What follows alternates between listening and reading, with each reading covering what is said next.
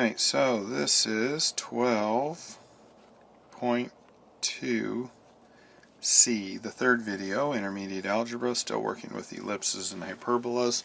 And this is example 4, and we got down to this part here before I ran out of tape. Alright, so let's keep going here. We can, see this one is written as y minus 2. We could write this as x minus 0, so at least we know that our x value is 0 and our y value is 2, what makes this 0.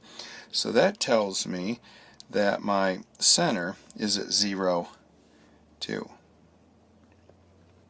Right there, that's where my center is. Alright, and then this tells me that I'm left to right 2 of that, and 2 over. And this tells me I'm left to right 4. So 1, 2, 3, 4. And then 1, 2, 3, 4. So then I can make my box. Again, this is a hyperbola, so you make your box for a hyperbola.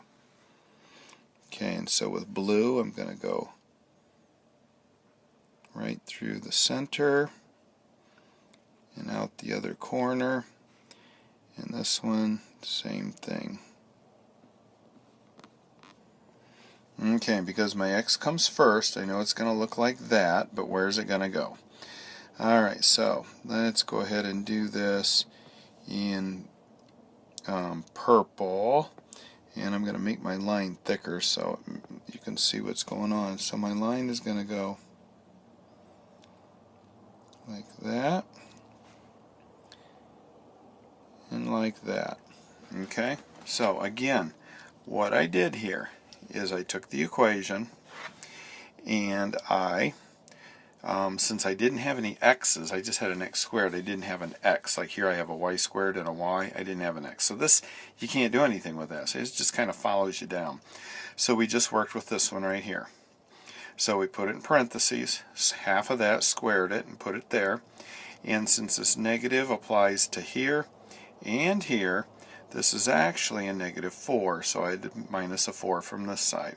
So I get this equation, 4x squared minus the quantity y minus 2 equals 16. I need to get this to be a 1, so I divided it by 16, divide this by 16, divide this by 16.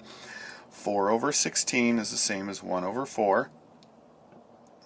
Y over 16, you can't reduce that, so it stays the same. 16 over 16 is 1. So my center, this point right there, would be whatever makes this 0, which would be 0. What makes this 0, which would be 2. 2 minus 2 is 0. So when you don't have anything here, like when you have this here, and it doesn't show up here, it's just an x squared, this is a 0. So 0, 2. So I went left to right 0 and up 2 because that's positive to make that 0. And then I found out that's the square root of 2 over 2 and over 2. Square root of 16 is 4, down 4, up 4, made my box, made my blue asymptotes, and then purple, I just drew it. It doesn't cross here, remember, and it doesn't cross my asymptote, so I draw it twice. Now if this would have been a y, if these would have been switched around, it would have gone this way and this way. Alright, so that is lesson 12.2. So, continuing on, this is problem set 12.2. I'm going to go ahead and do, 40 here for you, just to give you some help here to make sure you understand what's going on. So I'm going to talk fast. So I'm just going to put all the x's together and the y's together, and I'm going to move the 11 over to the other side. So it's negative 11. Alright, so I'm going to factor out a 4. There. And I'm not going to factor anything out of here. I really don't need to, right? And I'll just put that in parentheses just because I did with the x's.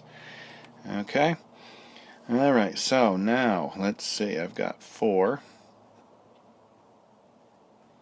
What is half of this 4 squared? Okay, so I'm going to circle it, show it that I did something to it. What is half of 2? 1. Square it. 1. So I did that. Alright, so on to red. So what did I do? I added 4 here, but it's 4 times 4, so I actually added 16. And over here, where my 1 is, did I just add 1? No, this minus sign is being applied to that 1. Now, if this were a plus sign, it's also applied to that, but it doesn't change anything if this were a plus. Only if it's a minus in front of a parentheses does it affect what's inside. So instead of adding 1, I'm going to subtract 1.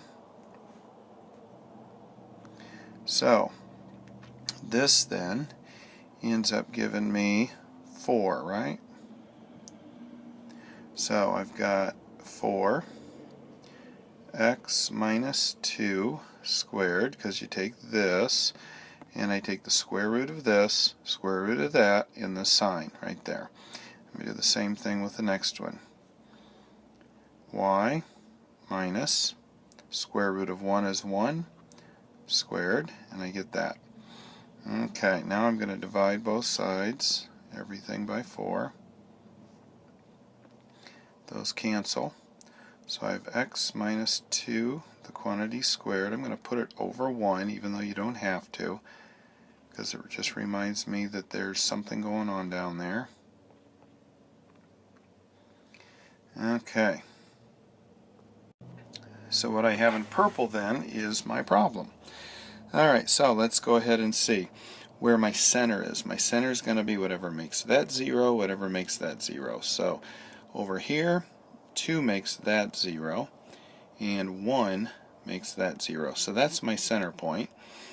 And so let's go ahead and put the center point on here, get a little bit thicker here.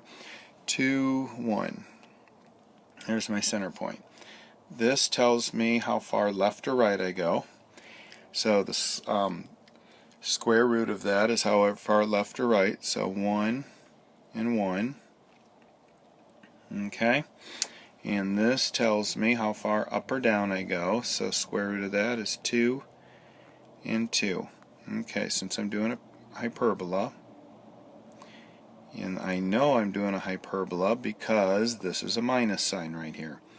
So I've got my box. So let's go ahead and make my asymptote.